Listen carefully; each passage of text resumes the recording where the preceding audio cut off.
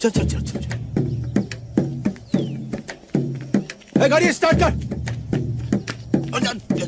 चल चप्पल छूट गया। हम फर्स्ट स्टार्ट हम फर्स्ट। गाड़ी चला।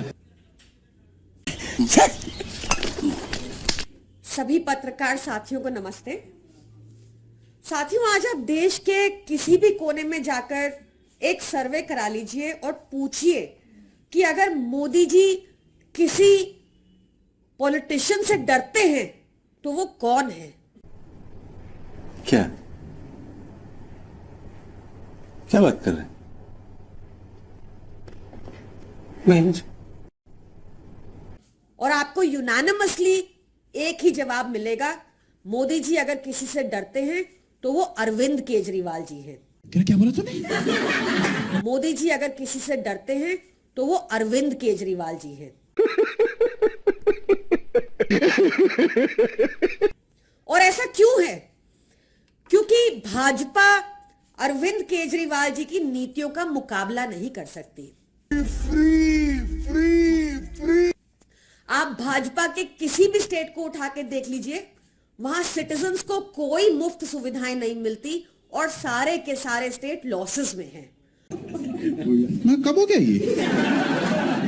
कब हुआ कब? मुफ्त सुविधाएं तो छोड़िए, 2023 में बिजली तक नहीं मिलती 24 घंटा भाजपा शासित स्टेट्स में। क्या कर रहे हैं यार तू? तो मजाक है क्या? आपने देखा होगा कि पिछले 1.5 ईयर से लगातार आम आदमी पार्टी नेताओं की हाउंडिंग चल रही है। जली ना, तेरी भी जली ना। 1.5 ईयर्स हो गए और एक चवन्नी की एविडेंस नहीं है, एक चवन्नी की रिकवरी नहीं हुई। चाहे संजय सिंह जी हो, चाहे सत्येंद्र जैन जी हो, चाहे मनीष सिसोदिया जी का केस हो। बोलने दे। तकलीफ हुआ है बेचारे को। बोल। कहीं भी एक चवन्नी की रिकवरी नहीं हुई। सत्येंद्र जैन जी के केस में भी आपने देखा होगा कि कोर्ट ने बार बार पूछा where is the criminal activity और ईडी के पास कोई जवाब नहीं था। मनीष सिसोदिया जी के केस में भी आपने देखा होगा कि बार बार कोर्ट ने कहा यह केस 2 मिनट भी ट्रायल कोर्ट में नहीं टिकेगा। भाजपा आज पीएमएलए, यूएपीए ऐसे केसेस का, ऐसे लॉज का दुरुपयोग करके बुलंद आवाजों को, विपक्ष की आवाजों को जेल के अंदर एक लंबे समय तक बंद करके रखना चाहती है।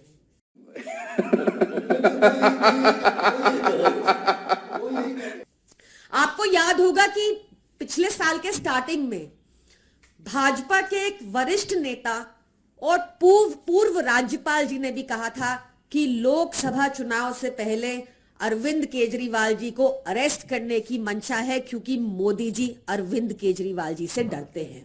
बाप को भेज, तेरे बस की बात नहीं। और अब तो एक इंडिया गठबंधन भी बना है जो मजबूती से आगे बढ़ रहा है। तो भाजपा कैसे रोके इस गठबंधन को, कैसे रोके अरविंद केजरीवाल जी को? अरे आप देखें, बिहार में तेजस्वी यादव को, बंगाल में अभिषेक बैनर्जी जी को, झारखंड में हेमंत सोरेन जी को और दिल्ली में अरविंद केजरीवाल जी को अब ईडी का नोटिस आ रहा है। बात तो सही है।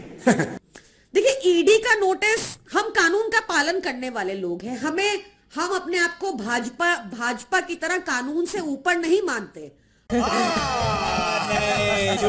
हम कानून का पालन करने वाले लोग हैं और हमने बार बार ईडी से पूछा, कहा कि भाई हम कानून का पालन कर रहे हैं और आप भी करिए। बताइए किस कैपेसिटी में आप बुला रहे हैं अरविंद केजरीवाल जी को?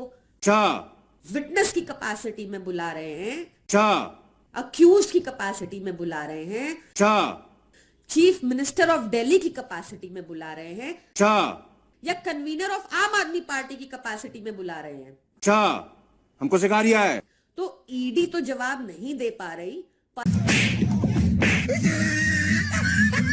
पर आप सुनेंगे भाजपा प्रवक्ता जवाब दे रहे हैं।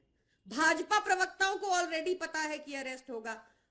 अरविंद केजरीवाल को जेल में डालने के बाद, अरविंद केजरीवाल के अरेस्ट के बाद अगला नंबर हेमंत सोरेन का आएगा। पूरी पार्टी को ही जेल में डाल देंगे, सारे नेताओं को ही जेल में डाल देंगे, तो सरकार और पार्टी दोनों जेल से ही चले। मनीष सिसोदिया 9 महीने जेल रह सकता है, सतिंदर जैन 1 साल जेल रह सकता है, तो मेरे को जाने में क्या दिक्कत है, मैं भी चला जाऊंगा। तो मेरे को जाने में क्या दिक्कत है, मैं भी चला जाऊंगा। तो मेरे को जाने में क्या दिक्कत है, मैं भी चला जाऊंगा। भाजपा प्रवक्ताओं को एलिगेशंस पता है जो ईडी को खुद भी नहीं पता।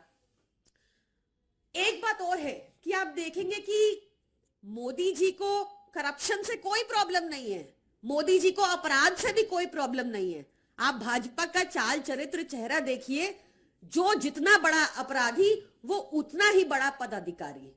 मोहनिया महिलाओं से छेड़छाड़ और बदसलूकी का इन पर आरोप है, कल तक के लिए न्यायिक हिरासत में ही है।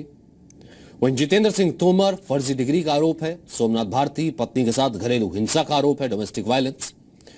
मनोज कुमार महिला से मारपीट और फर्जीवाड़े का आरोप है। कमांडो सुरेंद्र एनडीएमसी कर्मचारी को पीटने का आरोप है। महेंद्र यादव हिंसा का आरोप है। जगदीप सिंह पर कचरा प्रबंधन विवाद का आरोप है। अखिलेश त्रिपाठी हिंसा और थाने पर हमले का इन पर आरोप है। अरविंद केजरीवाल खुद गडकरी मानहानि मुकदमे में जुर्माना ना भरने पर जेल जा चुके हैं। अजीत पवार को मोदी जी 70,000 करोड़ का घोटालेबाज बुलाते थे और उनको फिर वित्त मंत्रालय दे दिया भाजपा में शामिल होने के बाद, और ईडी के सारे केसेस खत्म हो गए। रुको जरा, सब्र करो।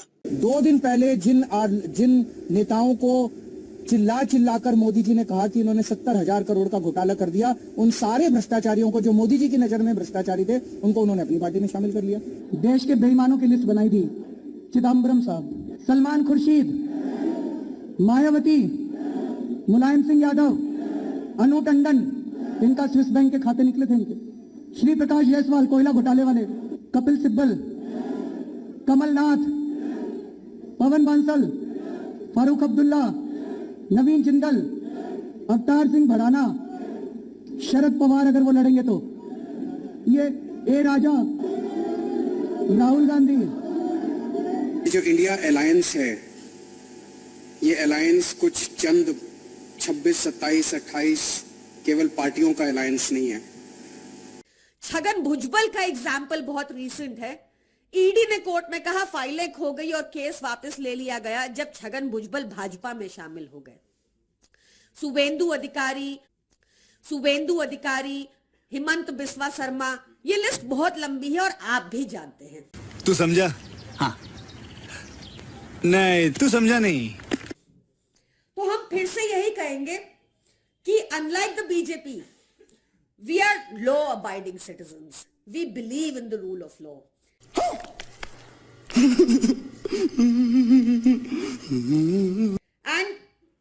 But the BJP is in for a shock अगर उनको लगता है कि हम उनके षड्यंत्र या प्रोपोगेंडा के आगे झुक जाएंगे। Thank you.